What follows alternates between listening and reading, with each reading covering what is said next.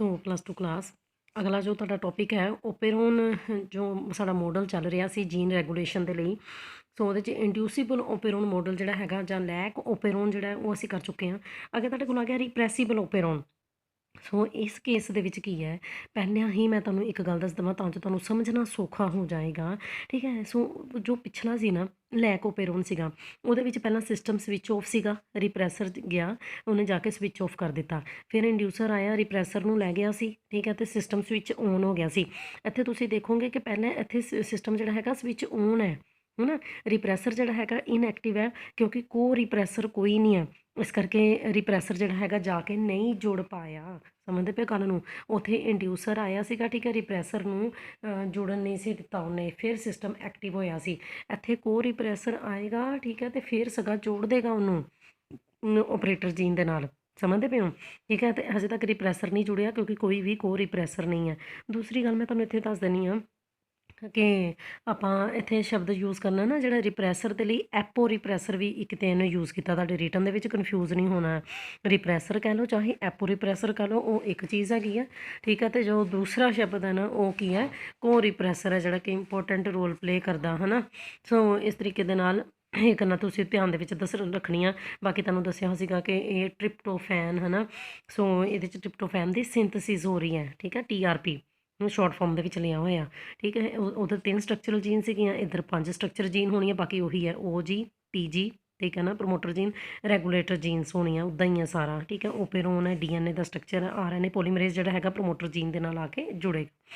ਸੋ ਆਪਾਂ ਹੁਣ ਪੜ੍ਹ ਲੈਂਦੇ ਹਾਂ। ਸੋ ਓਪੇਰੋਨ ਜਿਹੜਾ ਹੈਗਾ ਸਵਿਚਡ ਆਫ ਹੈ। ਠੀਕ ਹੈ, ਜਦੋਂ ਕਿ ਇੱਕ ਕੈਮੀਕਲ ਸਬਸਟਾਂਸ ਪ੍ਰੈਜੈਂਟ ਹੈਗਾ। ਠੀਕ ਹੈ, ਕੌਣ? ਕੋ ਰਿਪਰੈਸਰ। ਇਹ ਕਦੋਂ ਸਵਿਚਡ ਆਫ ਹੈ? ਠੀਕ ਹੈ, ਜਦੋਂ ਕਿ ਇੱਕ ਕੈਮੀਕਲ ਸਬਸਟਾਂਸ ਪ੍ਰੈਜੈਂਟ ਹੈਗਾ, ਕੌਣ? ਕੋ ਰਿਪਰੈਸਰ। ਅਤੇ ਇੱਥੇ ਕੋ ਰਿਪਰੈਸਰ ਦਾ ਕੰਮ ਕੌਣ ਕਰਦਾ ਪਿਆ? ਟ੍ਰਿਪਟੋਫੈਨ। ਉੱਥੇ ਇੰਡਿਊਸਰ ਦਾ ਕੰਮ ਕੌਣ ਕਰਦਾ ਪਿਆ ਸੀ? ਲੈਕਟੋਸ ਸ਼ੂਗਰ ਕਰਦੀ ਪਈ ਸੀ ਨਾ। ਸੋ ਇੱਥੇ ਕੋ ਰਿਪਰੈਸਰ ਦਾ ਕੰਮ ਕੌਣ ਕਰਦਾ ਪਿਆ? ਟ੍ਰਿਪਟੋਫੈਨ। ਟ੍ਰਿਪਟੋਫੈਨ ਕੋ ਰਿਪਰੈਸਰ ਦੀ ਤਰ੍ਹਾਂ ਆਉਂਦਾ ਅਤੇ ਐਪੋ ਰਿਪਰੈਸਰ ਜਾਂ ਰਿਪਰੈਸਰ ਨੂੰ ਜੁੜਨ ਨਹੀਂ ਦਿੰਦਾ, ਹੈ ਨਾ, ਜੋੜ ਦਿੰਦਾ, ਆ ਕੇ ਜੋੜ ਦਿੰਦਾ ਸੀਗਾ, ਹੈ ਨਾ। ਰਿਪਰੈਸਰ ਕੋ ਰਿਪਰੈਸਰ ਕੰਪਲੈਕਸ ਬਣ ਗਿਆ, ਜਿਹੜਾ ਕਿ ਓਪਰੇਟਰ ਜੀਨ ਦੇ ਨਾਲ ਜੁੜ ਜਾਂਦਾ ਅਤੇ ਸਿਸਟਮ ਰੁਕ ਜਾਂਦਾ ਹੈ। ਓਕੇ, ਠੀਕ ਹੈ। ਸੋ ਟ੍ਰਿਪਟੋਫੈਨ ਜਾਂ ਫਿਰ TRP ਓਪੇਰੋਨ ਜਿਹੜਾ ਹੈਗਾ ਈਕੋਲਾਈ ਦਾ, ਇਹ ਰਿਪਰੈਸੀਬਲ ਓਪੇਰੋਨ ਦੀ ਐਗਜ਼ਾਮਪਲ ਹੈ। ਸੋ ਇਹਦੇ ਵਿੱਚ ਵੀ ਨਾਮ ਤਾਂ ਉਹੀ ਰਹਿਣੇ, ਕਿਹੜੇ ਕਿਹੜੇ ਕੰਪੋਨੈਂਟਸ ਰਹਿਣੇ ਆ? Structural jean, operator jean, promoter jean ਅਤੇ ਰੈਗੂਲੇਟਰ ਜੀਨ। ਸਟਰਕਚਰਲ ਜੀਨ ਈਕੋਲਾਈ ਜਿਹੜੇ ਹੈਗੇ ਆ, ਠੀਕ ਹੈ, ਉਹ ਸਿੰਥਸਿਸ ਕਰਦੇ ਆ ਟ੍ਰਿਪਟੋਫੈਨ ਦੀ। ਠੀਕ ਹੈ, ਸੋ ਕਿਸੇ ਨਾ ਕਿਸੇ ਮੋਲੀਕੂਲ ਤੋਂ ਪਹਿਲਾਂ ਉਹਨਾਂ ਦੇ ਕੋਲ ਕੋਈ ਨਾ ਕੋਈ ਮੋਲੀਕੂਲ ਪਿਆ ਹੋਏਗਾ, ਉਹਨੂੰ ਅਸੀਂ ਕਹਿੰਦੇ ਨੇ ਪ੍ਰੀਕਰਸਰ ਮੋਲੀਕੂਲਸ, ਹੈ ਨਾ। ਸੋ 5 ਸਟੈਪਸ ਦੇ ਵਿੱਚ, ਠੀਕ ਹੈ, ਕਿਉਂਕਿ ਹਰ ਇੱਕ ਸਟੈਪ 5 ਸਟਰਕਚਰਲ ਜੀਨਸ ਹੈਗੀਆਂ ਨੇ। ਸੋ ਕੈਟਾਲਾਈਜ਼ ਕੀਤੀਆਂ ਜਾਂਦੀਆਂ ਐਂਜ਼ਾਈਮਸ ਦੇ ਦੁਆਰਾ। ਠੀਕ ਹੈ, ਸੋ ਜੀਨਸ ਜਿਹੜੀਆਂ ਹੈਗੀਆਂ ਨੇ ਉਹ ਕੋਡ ਵੀ ਕਰਦੀਆਂ ਐਂਜ਼ਾਈਮਸ ਦੇ ਲਈ। ਓਕੇ, ਠੀਕ ਹੈ, mRNA ਨੂੰ ਟਰਾਂਸਕ੍ਰਾਈਬ ਕਰਦੀਆਂ ਨੇ, ਫਿਰ ਟਰਾਂਸਲੇਸ਼ਨ ਹੁੰਦੀ ਹੈ, ਹੈ ਨਾ, ਪੋਲੀਪੈਪਟਾਈਡ ਚੇਨ ਜਿਹੜੀ ਹੈਗੀ ਆ ਬਣਦੀ ਹੈ। ਠੀਕ, ਸੋ ਟ੍ਰਿਪਟੋਫੈਨ ਓਪੇਰੋਨ ਦੇ ਵਿੱਚ 5 ਸਟਰਕਚਰਲ ਜੀਨਸ ਤੁਹਾਨੂੰ ਪਤਾ ਹੀ ਹੈ, TRP EDCBA। ਦੇਖੋ ਹੁਣ ਤੁਸੀਂ ਲਿਖਣ ਨੂੰ ਲਿਖ ਹੀ ਸਕਦਾ ਸੀ ਨਾ ਵੀ ਕਿਹੜੀਆਂ ਸਟਰਕਚਰ ਜੀਨਸ ਪ੍ਰੈਜ਼ੈਂਟ ਹੈਗੀਆਂ। TRP ABCDE ਵੀ ਲਿਖ ਸਕਦਾ ਸੀ, ਪਰ ਨਹੀਂ, ਤੁਸੀਂ ਇਸ ਤਰੀਕੇ ਦੇ ਨਾਲ ਨਹੀਂ ਸ਼ੁਰੂ ਹੋਣਾ। ਤੁਸੀਂ ਇਸ ਤਰੀਕੇ ਦੇ ਨਾਲ ਦੇਖਣਾ ਕਿ TRP EDCBA। ਇੱਧਰੋਂ ਦੀ ਜਾਓਗੇ ਫਿਰ ਤਾਂ ਬਣ ਹੀ ਜਾਂਦਾ ABCD, ਪਰ ਇੱਧਰੋਂ ਵੀ ਤਾਂ ਬੱਚੇ ਹੋ ਸਕਦਾ ਸੀ ਨਾ ABCD, ਇੱਧਰੋਂ ਵੀ ਹੋ ਸਕਦਾ ਸੀ, ਪਰ ਇਸ ਤਰ੍ਹਾਂ ਨਹੀਂ ਹੈ। ਸੋ EDCBA ਇਸ ਤਰੀਕੇ ਦੇ ਨਾਲ ਸਟਰਕਚਰਲ ਜੀਨਸ 'ਚ ਹੈਗੀਆਂ ਨੇ। ਓਕੇ, ਸੋ ਓਪਰੇਟਰ ਜੀਨ। ਸੋ ਜੀਨ ਜਿਹੜੀ ਹੈਗੀ ਆ, ਠੀਕ ਹੈ, ਕਿ ਜਿਹੜੀ ਕਿ ਕੰਟਰੋਲ ਕਰਦੀ ਪਈ, ਤੁਹਾਨੂੰ ਪਤਾ ਇਹ ਸਟਰਕਚਰਲ ਜੀਨਸ ਦੀ ਸੀਰੀਜ਼ ਨੂੰ ਕੰਟਰੋਲ ਕਰਦੀ ਪਈ ਹੈ। ਸਟਰਕਚਰਲ ਜੀਨਸ ਦੇ ਬਿਲਕੁਲ ਨਾਲ ਹੀ ਪਈ ਹੋਈ ਹੈ। ਇਹ ਟਰਨਡ ਔਨ ਹੋ ਜਾਂਦੀ ਹੈ, ਕਿਉਂਕਿ ਇਹਦੇ ਨਾਲ ਕੋਈ ਵੀ ਐਪੋ ਰਿਪਰੈਸਰ ਜਿਹੜਾ ਹੈਗਾ ਅਜੇ ਤੱਕ ਆ ਕੇ ਨਹੀਂ ਜੁੜਿਆ, ਹੈ ਨਾ, ਉਦੋਂ ਇਹ ਟਰਨਡ ਔਨ ਹੈ ਨਾ। ਸੋ ਇਸ ਕਰਕੇ ਜਿਹੜੇ ਸਿਸਟੋਨਸ ਹੈ ਫੰਕਸ਼ਨਿੰਗ ਕਰਦੇ ਰਹਿੰਦੇ ਆ, ਐਂਜ਼ਾਈਮਸ ਪ੍ਰੋਡਿਊਸ ਕਰਦੇ ਰਹਿੰਦੇ ਆ। ਠੀਕ ਹੈ, ਸੋ ਕੈਟਾਲਾਈਜ਼ ਕਰਦੇ ਟ੍ਰਿਪਟੋਫੈਨ ਦੀ ਸਿੰਥਸਿਸ ਕਰਵਾਉਂਦੇ ਰਹਿੰਦੇ ਆ। ਆਹ ਦੇਖੋ, ਹੈ ਨਾ, ਓਪਰੇਟਰ ਜੀਨ, ਪ੍ਰਮੋਟਰ ਜੀਨ, ਹੈ ਨਾ।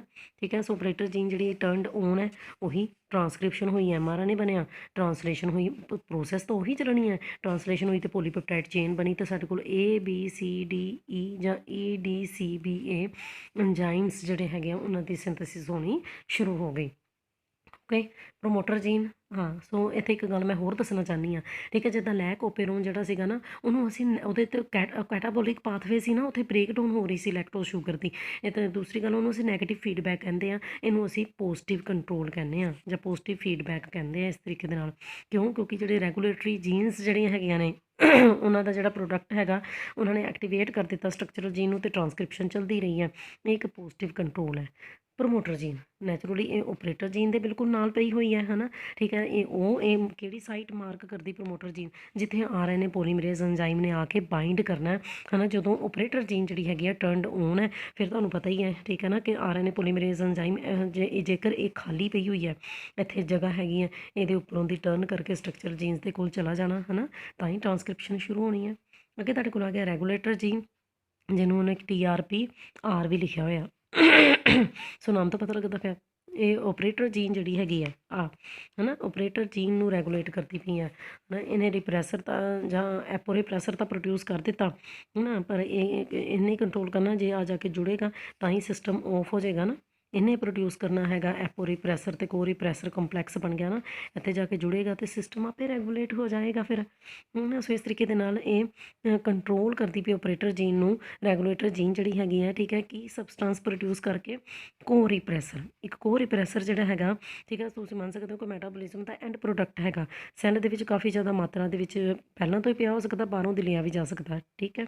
ਸੋ ਰੈਗੂਲੇਟਰ ਜੀਨ ਜਿਹੜੀ ਹੈਗੀ ਹੈ, ਸੋ ਕਿਹੜੀ ਪ੍ਰੋਟੀਨ ਦੇ ਲਈ ਕੋਡ ਕਰਦੀ ਹੈ, ਐਪੋ ਰਿਪਰੈਸਰ ਦੇ ਲਈ, ਠੀਕ ਹੈ। ਉਹ ਕੋ ਰਿਪਰੈਸਰ ਦੇ ਨਾਲ ਕੰਬਾਈਨ ਕਰ ਜਾਂਦਾ, ਠੀਕ ਹੈ, ਅਤੇ ਦੋਨੋਂ ਜਾ ਕੇ ਜਿਹੜੀ ਹੈਗੀ ਆ ਇਹ ਕੰਪਲੈਕਸ ਜਿਹੜਾ ਹੈਗਾ ਉਹ ਓਪਰੇਟਰ ਜੀਨ ਦੇ ਨਾਲ ਜਾ ਕੇ ਜੁੜ ਜਾਂਦਾ, ਉਹਨੂੰ ਟਰਨਡ ਆਫ ਕਰ ਦਿੰਦਾ, ਸਾਰੀਆਂ ਪ੍ਰੋਸੈਸਿਸ ਜਿਹੜੀਆਂ ਹੈਗੀਆਂ ਰੁਕ ਜਾਂਦੀਆਂ।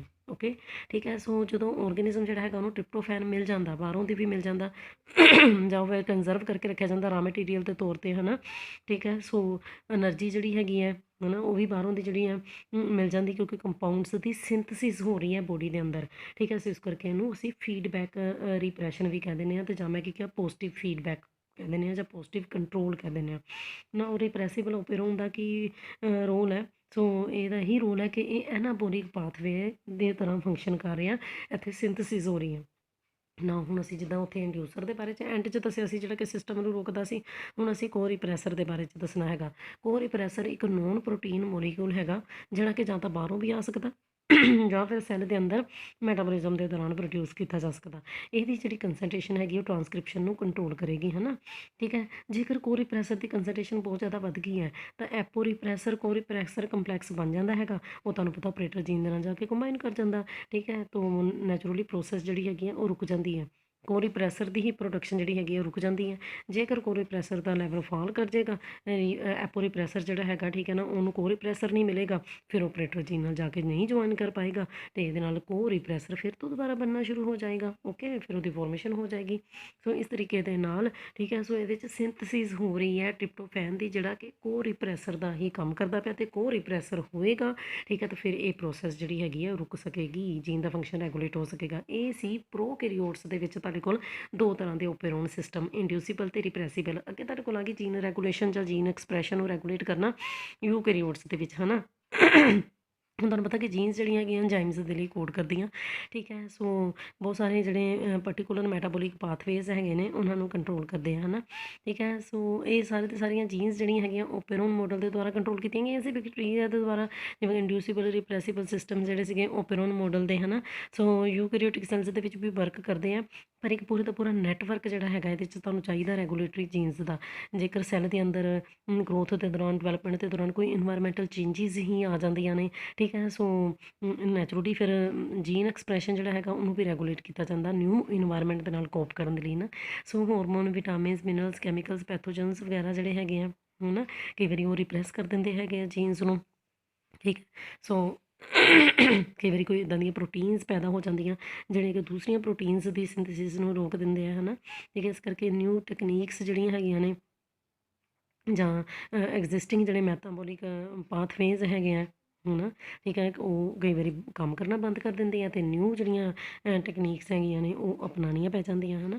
ਇਸ ਤਰੀਕੇ ਦੇ ਨਾਲ ਸੈੱਲ ਦੇ ਫੰਕਸ਼ਨ ਦੇ ਵਿੱਚ ਵੀ ਚੇਂਜਿਸ ਆ ਸਕਦੀਆਂ ਨੇ। ਸੈੱਲ ਦੇ ਫੰਕਸ਼ਨ ਦੇ ਵਿੱਚ ਜਿਹੜੀਆਂ ਚੇਂਜਿਸ ਹੈਗੀਆਂ ਨੇ ਨਾ, ਠੀਕ ਹੈ। ਸੋ ਹੋਰ ਕਿਸ ਤਰੀਕੇ ਦੇ ਨਾਲ ਆ ਸਕਦੇ ਆ, ਇਨਵਾਇਰਮੈਂਟ ਜੀਨ ਐਕਸਪ੍ਰੈਸ਼ਨ ਦੇ ਉੱਤੇ ਇਨਵਾਇਰਮੈਂਟ ਦਾ ਕੀ ਇਨਫਲੂਐਂਸ ਪਿਆ ਹੈ, ਠੀਕ ਹੈ। ਸੋ ਇਸ ਚੀਜ਼ ਦੇ ਨਾਲ ਗਰੋਥ, ਡਿਵੈਲਪਮੈਂਟ, ਡਿਫਰੈਂਸ਼ੀਏਸ਼ਨ ਜਾਂ ਫਿਰ ਡਿਜ਼ੀਜ਼ਿਸ ਦੇ ਲਈ ਵੀ ਇਹ ਮੋਲੀਕੂਲਰ ਬੇਸਿਸ ਦਾ ਕੰਮ ਕਰੇਗਾ, ਠੀਕ। ਸੋ ਕਿਹੜੇ ਪੁਆਇੰਟ ਜਿਹੜੇ ਹੈਗੇ ਤੁਸੀਂ ਯਾਦ ਰੱਖਣੇ ਜਦੋਂ ਯੂਕੈਰੀਓਟਸ ਦੇ ਵਿੱਚ ਜੀਨ ਰੈਗੂਲੇਸ਼ਨ ਜਿਹੜੀ ਹੈ ਦੇਖਣੀ ਹੈ। ਬਹੁਤ ਸਾਰੀਆਂ ਸਟਰਕਚਰਲ ਜੀਨਸ ਜਿਹੜੀਆਂ ਹੈਗੀਆਂ ਨੇ ਉਹ ਖਾਸ ਕਿਸਮ ਦੇ ਮੈਟਾਬੋਲਿਕ ਪਾਥਵੇ ਦੇ ਵਿੱਚ ਕੰਮ ਕਰਦੀਆਂ, ਅਕਸਰ ਇੱਕ ਦੂਸਰੇ ਦੇ ਨੇੜੇ ਨਹੀਂ ਪਾਈਆਂ ਜਾਂਦੀਆਂ, ਇੱਕ ਦੂਸਰੇ ਤੋਂ ਸੇਮ ਜਾਂ ਫਿਰ ਡਿਫਰੈਂਟ ਕ੍ਰੋਮੋਸੋਮਸ ਦੇ ਉੱਤੇ ਬਹੁਤ ਬਹੁਤ ਦੂਰੀ ਦੇ ਉੱਤੇ ਪ੍ਰੈਜ਼ੈਂਟ ਹੁੰਦੀਆਂ ਨੇ। ਸਟਰਕਚਰ ਜੀਨ ਜਿਹੜੀਆਂ ਹੈਗੀਆਂ ਉਹਨਾਂ ਦੇ ਕੋਲ ਕੋਡਿੰਗ ਨੋਨ ਕੋਡਿੰਗ ਸੈਗਮੈਂਟਸ ਹੁੰਦੇ ਆ। ਕੋਡਿੰਗ ਨੂੰ ਅਸੀਂ ਕਹਿੰਦੇ ਕੋਡੋਨਸ ਅਤੇ ਨੋਨ ਕੋਡਿੰਗ ਨੂੰ ਅਸੀਂ ਕਹਿੰਦੇ ਇੰਟਰੋਨਸ। ਹਰ ਇੱਕ ਸਟਰਕਚਰਲ ਜੀਨ ਜਿਹੜੀ ਹੈਗੀ ਹੈ ਉਹਦੀ ਆਪਣੀ ਕੋਈ ਨਾ ਕੋਈ ਪ੍ਰਮੋਟਰ ਜੀਨ ਹੁੰਦੀ ਹੈ, ਹੈ ਨਾ, ਠੀਕ ਹੈ। ਸੈਂਸਰ ਜੀਨਸ ਪ੍ਰੈਜ਼ੈਂਟ ਹੁੰਦੀਆਂ ਹੈਗੀਆਂ ਨੇ ਜਿਹੜੀਆਂ ਕਿ ਇਨਵਾਇਰਮੈਂਟ ਦੇ ਵਿੱਚ ਇੰਟਰਾ ਸੈਲੂਲਰ ਇਨਵਾਇਰਮੈਂਟ 'ਚ ਕੋਈ ਵੀ ਕਿਸੇ ਕਿਸਮ ਦੀ ਚੇਂਜਿਸ ਆਈ ਹੈਗੀਆਂ, ਠੀਕ ਹੈ ਨਾ, ਉਹਦੇ ਬਾਰੇ 'ਚ ਸਾਨੂੰ ਦੱਸਦੀਆਂ ਨੇ। ਜਿਵੇਂ ਕਿ ਕੋਈ ਸਬਸਟਾਂਸ ਜੇਕਰ ਪ੍ਰੈਜ਼ੈਂਟ ਹੈ ਕਿ ਨਹੀਂ ਪ੍ਰੈਜ਼ੈਂਟ ਹੈ, ਜਿਵੇਂ ਕਿ ਕੋਈ ਵਿਟਾਮਿਨ ਕੈਮੀਕਲ ਕੋਈ ਪੈਥੋਜਨਸ ਹੀ ਬਾਹਰੋਂ ਦੀ ਆ ਜਾਂਦੇ ਆ। ਸੋ ਨੇਮ ਤੋਂ ਪਤਾ ਲੱਗਦਾ ਪਿਆ ਸੈਂਸਰ ਜੀਨਸ ਹੈ ਨਾ ਪ੍ਰੈਜ਼ੈਂਟ ਹੈਗੀਆਂ ਨੇ।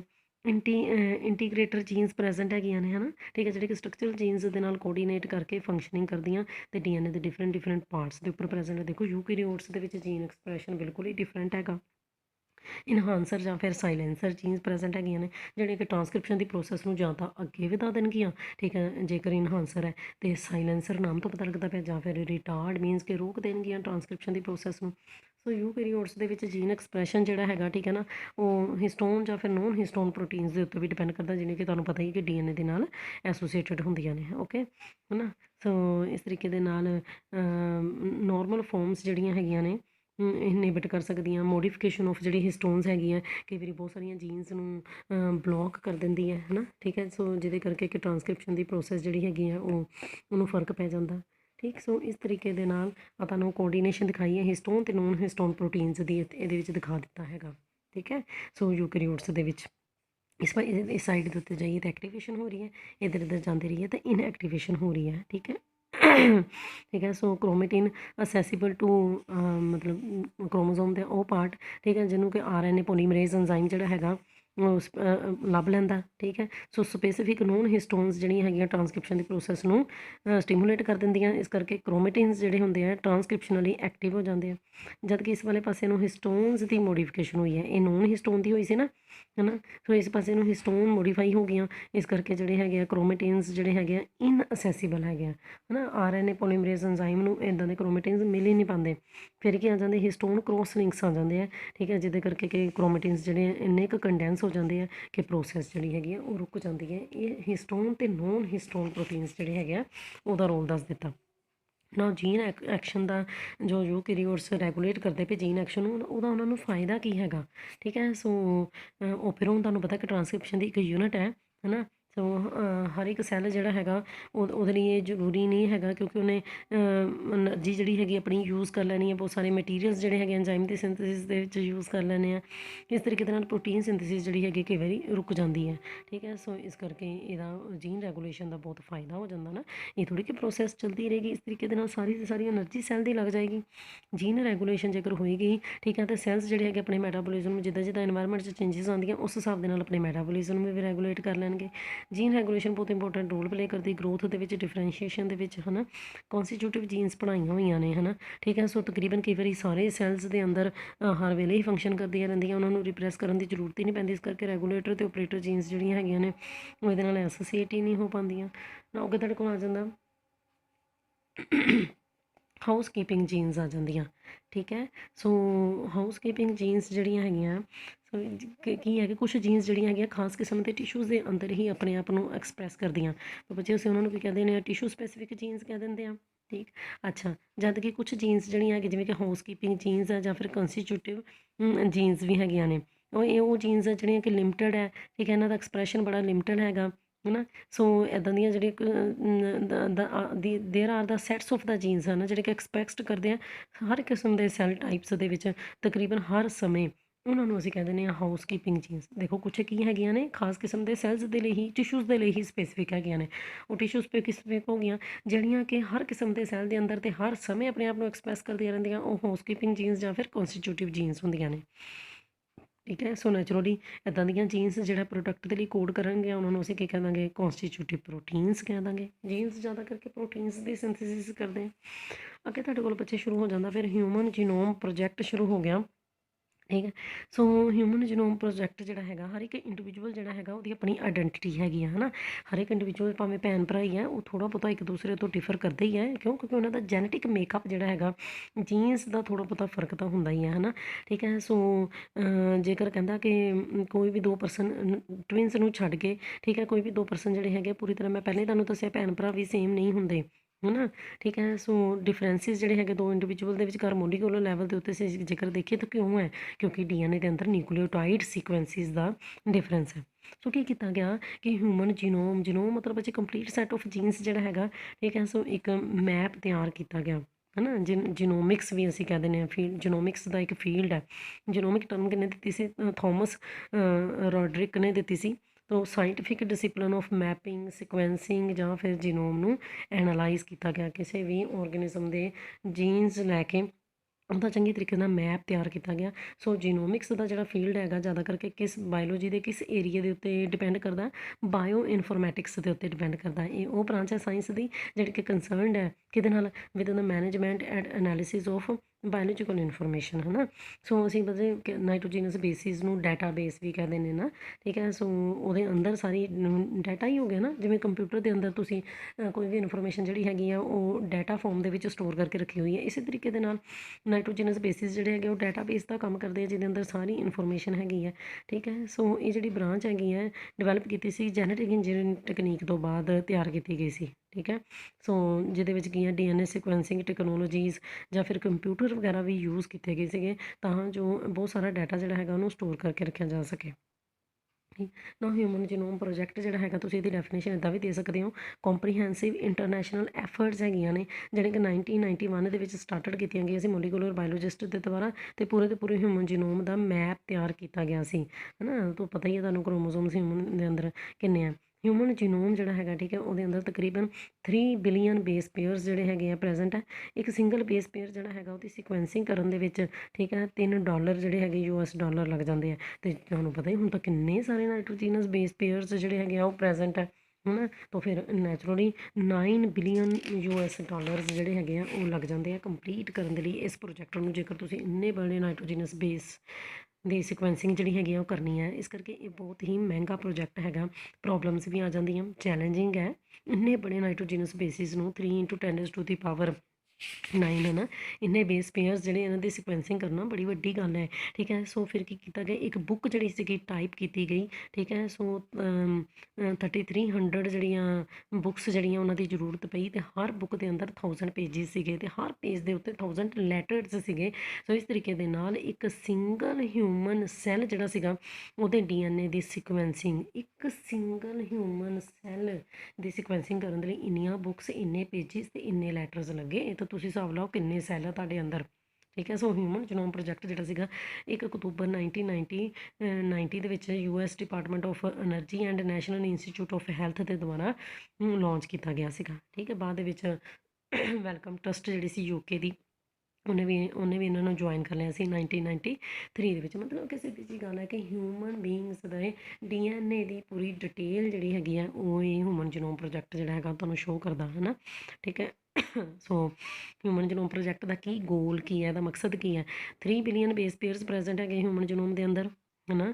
ਠੀਕ ਹੈ। ਅਸੀਂ ਤਕਰੀਬਨ ਜਿਹੜੀਆਂ ਹੈਗੀਆਂ ਹਿਊਮਨ ਬੀਇੰਗ ਦੇ ਡੀਐਨਏ ਦੇ ਅੰਦਰ, ਠੀਕ ਹੈ, 20,000 to 25,000 ਜੀਨਸ ਜਿਹੜੀ ਹੈਗੇ ਉਹਨਾਂ ਦਾ ਫੰਕਸ਼ਨ ਡਿਟਰਮਿਨ ਕਰ ਸਕੇ ਹਾਂ।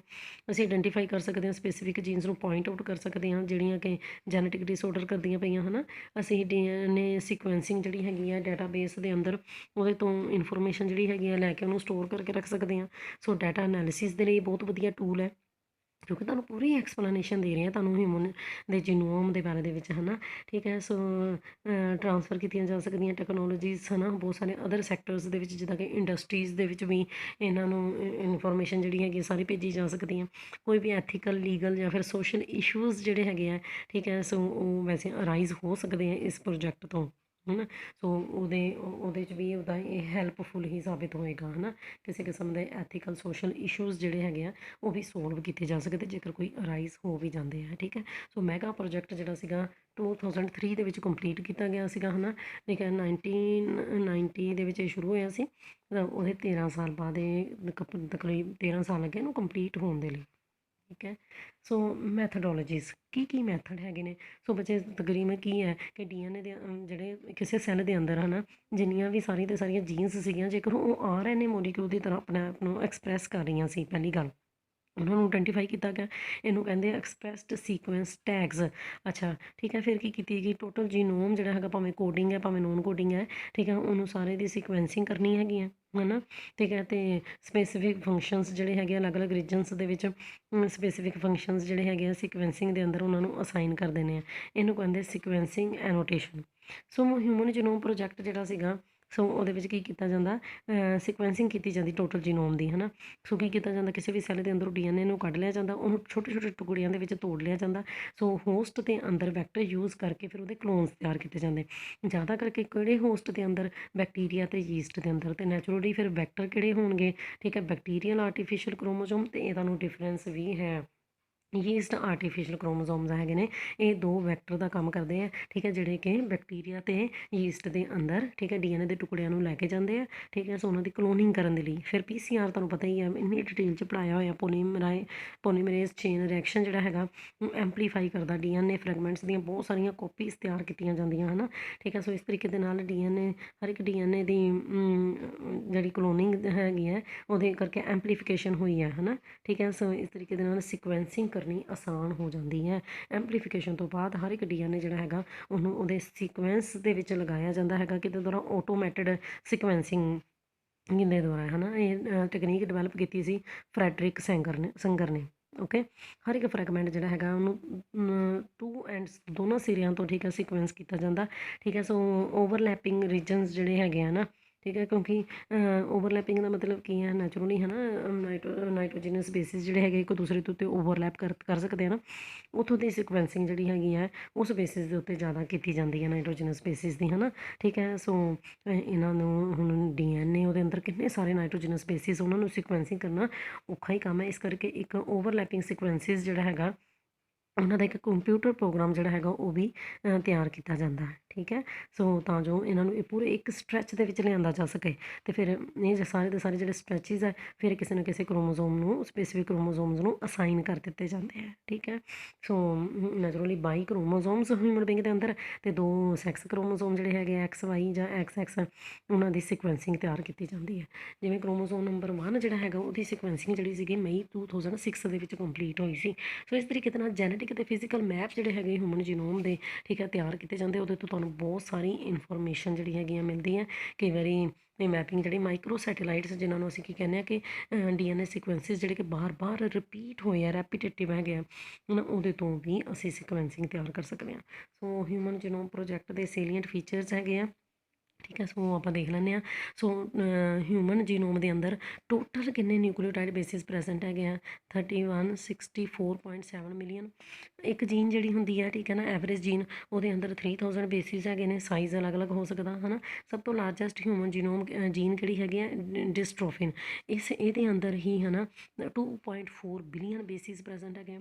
ਟੋਟਲ ਨੰਬਰ ਆਫ ਜੀਨਸ ਕਿੰਨੀਆਂ ਹੁੰਦੀਆਂ ਹਿਊਮਨ ਜੀਨੋਮ ਦੇ ਅੰਦਰ, 30,000 ਹੈਗੀਆਂ ਨੇ, ਹੈ ਨਾ, ਠੀਕ ਹੈ। ਸੋ ਇਹ ਵੱਧ ਵੀ ਸਕਦਾ ਹੈ, 80,000 ਤੋਂ ਲੈ ਕੇ 1,40,000 ਜੀਨਸ ਵੀ ਹੋ ਸਕਦੀਆਂ। ਵੱਧ ਤੋਂ ਵੱਧ ਨੰਬਰ ਜਿਹੜਾ ਹੈਗਾ ਜੀਨਸ ਦਾ ਕ੍ਰੋਮੋਜ਼ੋਮ 1 ਦੇ ਉੱਤੇ ਜੇਕਰ ਅਸੀਂ ਦੇਖੀਏ ਤਾਂ, ਹੈ ਨਾ, 2968 ਹੈ। ਅਤੇ ਘੱਟ ਤੱਕ 22 ਕ੍ਰੋਮੋਜ਼ੋਮ ਦੇ ਉੱਤੇ ਬਹੁਤ ਘੱਟ ਜੀਨਸ ਪ੍ਰੈਜੈਂਟ ਹੈਗੀਆਂ ਨੇ, 231 ਹੀ ਹੈ ਨਾ। ਸੋ ਤਕਰੀਬਨ ਸਾਰੇ ਦੇ ਸਾਰੇ ਹਿਊਮਨ ਬੀਇੰਗਸ ਦੇ ਅੰਦਰ 99.9% ਨਿਊਕਲੀਓਟਾਈਡ ਬੇਸਿਸ ਜਿਹੜੇ ਹੈਗੇ ਆ ਉਹ ਸੇਮ ਹੈ, ਠੀਕ ਹੈ। ਸੋ ਫੰਕਸ਼ਨਸ ਜਿਹੜੇ ਹੈਗੇ ਸਾਨੂੰ ਤਕਰੀਬਨ ਸਾਰੀਆਂ ਜੀਨਸ ਦੇ ਨਹੀਂ ਪਤਾ ਹੈਗੇ ਆ, ਠੀਕ ਹੈ। 50% ਤੋਂ ਜ਼ਿਆਦਾ ਜੀਨਸ ਦੇ ਸਾਨੂੰ ਪਤਾ ਹੈ। ਬਾਰ-ਬਾਰ ਜਿਹੜੇ ਰਿਪੀਟਡ ਸਿਕੁਐਂਸਿਸ ਹੈਗੇ ਆ ਨਿਊਕਲੀਓਟਾਈਡਸ ਦੇ, ਹੈ ਨਾ, ਜਿਹੜੇ ਹਿਊਮਨ ਜੀਨੋਮ ਦਾ ਇੱਕ ਕਾਫੀ ਵੱਡਾ ਪੋਰਸ਼ਨ ਬਣਾ ਰਹੇ ਆ, ਹੈ ਨਾ। ਉਹਦੇ ਵਿੱਚੋਂ ਦੀ ਸਿਰਫ 2% ਤੋਂ ਵੀ ਘੱਟ ਹੈ ਜਿਹੜੇ ਕਿ ਪ੍ਰੋਟੀਨਸ ਦੇ ਲਈ ਕੋਡ ਕਰਦੇ ਪਏ। ਬਾਕੀ ਜਿੰਨੇ ਰੈਪੀਟੇਟਿਵ ਜਿਹੜੇ ਸਿਕੁਐਂਸਿਸ ਹੈਗੇ ਆ ਨਾ, ਉਹਦੇ ਅੰਦਰ ਜਿਹੜੇ ਨਿਊਕਲੀਓਟਾਈਡ ਸਿਕੁਐਂਸਿਸ ਹੈ ਬੜੀ ਵਾਰੀ ਰਿਪੀਟ ਹੋ ਰਹੇ ਆ, 100 to 1000 ਟਾਈਮਸ ਰਿਪੀਟ ਹੁੰਦੇ ਆ। ਰੈਪੀਟੇਟਿਡ ਸਿਕੁਐਂਸਿਸ ਜਿਹੜੇ ਹੈਗੇ ਆ ਉਹਨਾਂ ਦਾ ਕੋਡਿੰਗ ਫੰਕਸ਼ਨ ਤਾਂ ਇਸ ਤਰੀਕੇ ਦੇ ਨਾਲ ਕੋਈ ਨਹੀਂ ਹੈ, ਪਰ ਉਹ ਕ੍ਰੋਮੋਜ਼ੋਮਸ ਦੇ ਸਟਰਕਚਰ ਦੇ ਲਈ, ਐਵੋਲੂਸ਼ਨ ਦੇ ਲਈ ਕੋਈ ਨਾ ਕੋਈ ਇਨਫੋਰਮੇਸ਼ਨ ਜ਼ਰੂਰ ਦਿੰਦੇ ਆ। ਰੈਪੀਟੇਟਿਵ ਸਿਕੁਐਂਸਿਸ ਜਿਹੜੇ ਹੈਗੇ ਆ 1.5 ਮਿਲੀਅਨ ਲੋਕੇਸ਼ਨਸ ਜਿਹੜੀਆਂ ਹੈਗੀਆਂ ਨੇ ਉਹ ਆਇਡੈਂਟੀਫਾਈ ਕੀਤੀਆਂ ਗਈਆਂ ਨੇ, ਜਿੱਥੇ ਕਿ ਸਿੰਗਲ ਬੇਸ ਜਿਹੜਾ ਡੀਐਨਏ ਹੈਗਾ ਉਹ ਡਿਫਰ ਕਰੇਗਾ। ਦੇਖੋ ਅਸੀਂ ਕਿਹਾ ਕਿ 99.9%, 1% ਜਿਹੜਾ ਹੈਗਾ ਹਰ ਇੱਕ ਦਾ ਡੀਐਨਏ ਜਿਹੜਾ ਹੈਗਾ ਡਿਫਰ ਕਰਦਾ। ਤਕਰੀਬਨ ਇਹ ਕਹਿ ਲਓ ਕਿ ਡੀਐਨਏ ਇੱਕ ਨਾਈਟ੍ਰੋਜੀਨਸ ਬੇਸ ਜਿਹੜਾ ਹੈਗਾ ਡਿਫਰ ਕਰਦਾ, ਇਹਨੂੰ ਅਸੀਂ ਸਨਿਪਸ ਵੀ ਕਹਿੰਦੇ ਹਾਂ ਜਾਂ ਫਿਰ ਸਿੰਗਲ ਨਿਊਕਲੀਓਟਾਈਡ ਪੋਲੀਮੋਰਫਿਜ਼ਮ ਕਹਿੰਦੇ ਆ। ਉਹਦੇ ਕਰਕੇ ਹੀ ਦੇਖ ਲਓ ਇੱਕ ਸਿੰਗਲ ਨਾਈਟ੍ਰੋਜਨ ਬੇਸ ਦਾ ਡਿਫਰੈਂਸ ਹੋਣ ਦੇ ਕਰਕੇ ਅਸੀਂ ਇੱਕ ਦੂਸਰੇ ਤੋਂ ਡਿਫਰੈਂਟ ਹੁੰਦੇ ਹਾਂ। ਠੀਕ ਹੈ। ਸੋ ਇਸ ਤਰੀਕੇ ਦੇ ਨਾਲ ਅਸੀਂ ਬਹੁਤ ਸਾਰੀਆਂ ਡਿਜ਼ੀਜ਼ਡ, ਜੇਕਰ ਕੋਈ ਡੀਐਨਏ ਆ ਗਿਆ ਹੈਗਾ, ਡੀਐਨਏ ਦੇ ਅੰਦਰ ਕੋਈ ਕ੍ਰੋਮੋਸੋਮਸ ਦੇ ਅੰਦਰ ਕੋਈ ਇੱਦਾਂ ਦੀ ਪ੍ਰੋਬਲਮ ਆ ਗਈ ਆ, ਅਸੀਂ ਉਹ ਪਤਾ ਕਰ ਸਕਦੇ ਹਾਂ ਉਸ ਸਿੰਗਲ ਇੱਕ ਨਾਈਟ੍ਰੋਜੀਨਸ ਬੇਸ ਤੋਂ ਹੀ ਹਿਊਮਨ ਦੀ ਹਿਸਟਰੀ ਪਤਾ ਕਰ ਸਕਦੇ ਹਾਂ। ਠੀਕ ਹੈ। ਸੋ ਇਸ ਤਰੀਕੇ ਦੇ ਨਾਲ ਅਸੀਂ ਹਿਊਮਨ ਡੀਐਨਏ ਦੀ ਮੈਪਿੰਗ ਤਿਆਰ ਕੀਤੀ ਹੈ। ਠੀਕ ਹੈ। ਸੋ ਹਿਊਮਨ ਜੀਨੋਮ ਪ੍ਰੋਜੈਕਟ ਜਿਹੜਾ ਹੈਗਾ, ਠੀਕ ਹੈ, ਤੁਹਾਡੀ ਅੰਡਰਸਟੈਂਡਿੰਗ ਵਧਾਉਂਦਾ ਹਿਊਮਨ ਜੈਨੇਟਿਕਸ ਦੇ ਬਾਰੇ ਦੇ ਵਿੱਚ, ਹੈ ਨਾ। ਠੀਕ ਹੈ। ਸੋ ਤੁਹਾਨੂੰ ਦੱਸਦਾ ਕਿਹੜੀਆਂ ਚੀਜ਼ ਜਿਹੜੀਆਂ ਕਿ ਤੁਹਾਡੇ ਅੰਦਰ ਪ੍ਰੋਬਲਮ ਕਰ ਸਕਦੀਆਂ, ਹਾਰਟ, ਡਾਇਬਟੀਜ਼ ਕਰ ਸਕਦੀਆਂ, ਕੈਂਸਰ ਵਰਗੀਆਂ ਪ੍ਰੋਬਲਮਸ ਕਰ ਸਕਦੀਆਂ, ਹੈ ਨਾ। ਇਨਹਰਟਡ ਡਿਜ਼ੀਜ਼ਜ਼ ਜਿਹੜੀਆਂ ਹੈਗੀਆਂ ਉਹਨਾਂ ਦੇ ਉੱਤੇ ਕੰਟਰੋਲ ਕੀਤਾ ਜਾ ਸਕਦਾ। ਬਹੁਤ ਸਾਰੇ ਜੈਨੇਟਿਕ ਡਿਸਆਰਡਰਸ ਜਿਹੜੇ ਹੈਗੇ ਉਹ ਟਰੀਟ ਕੀਤੇ ਜਾ ਸਕਦੇ ਆ ਜੀਨ ਥੈਰੇਪੀ ਦੇ ਥਰੂ। ਠੀਕ ਹੈ ਜੀ। ਸੋ ਜੈਨੇਟਿਕ ਆਈਡੈਂਟਿਟੀ ਮਿਲ ਜਾਂਦੀ ਹੈ, ਪਤਾ ਲੱਗ ਜਾਂਦਾ ਹੈ ਪਰਸਨ ਜਿਹੜਾ ਹੈਗਾ, ਇਹ ਮਦਰ ਫਾਦਰ ਦਾ ਪਤਾ ਲੱਗ ਜਾਂਦਾ ਹੈ ਨਾ। ਸੋ ਇਸ ਤਰੀਕੇ ਦੇ ਨਾਲ ਅਸੀਂ ਜੈਨੇਟਿਕਲੀ ਮੋਡੀਫਾਈਡ ਡਾਈਟਸ ਜਿਹੜੀਆਂ ਹੈਗੀਆਂ ਤਿਆਰ ਕਰ ਸਕਦੇ ਹਾਂ ਹਿਊਮਨ ਜੀਨੋਮ ਪ੍ਰੋਜੈਕਟ ਦੀ ਹੈਲਪ ਦੇ ਨਾਲ। ਸੋ ਇੱਥੇ ਤੱਕ ਤੁਸੀਂ ਇਸ ਟੋਪਿਕ ਨੂੰ ਸੁਣ